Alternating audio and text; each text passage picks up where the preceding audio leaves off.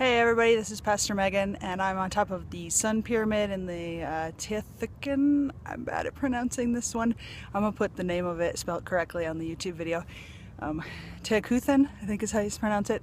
On top of these pyramids where people came on pilgrimage and were here for sacrifices. This was originally a place where they tried to bring the rain each year, and again, it's another one of those places where those with the knowledge and who knew about science could have their festivals on certain days when the rain was probably going to come anyway, and then they could have credit for it and keep their upper class status. Behind me over here, can you see it?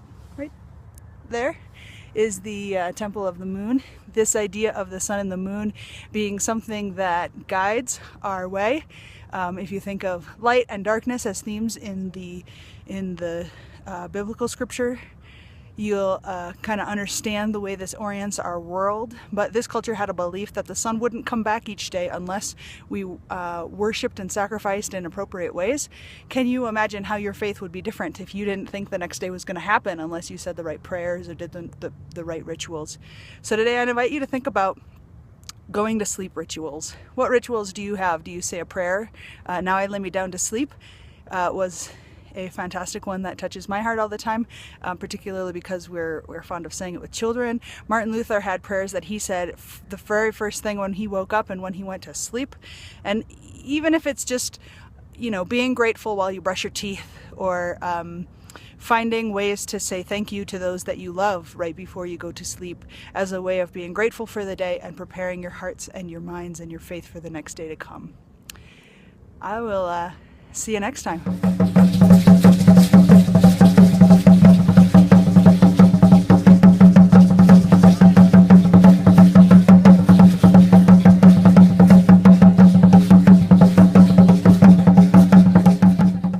Hey everybody, this is Pastor Megan again, now from the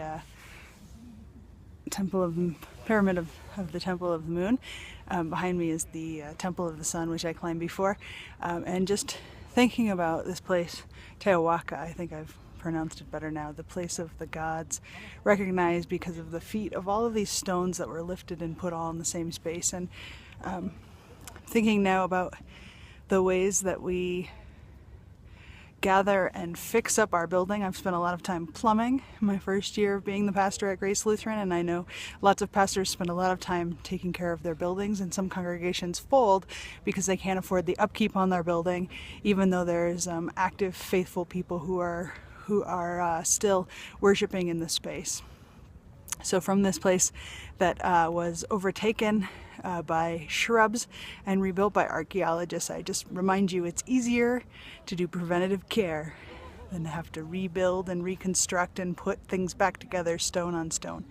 So, tithe for the lights and special building campaigns. I haven't done a plug yet. How about that? Anyway, see you next time.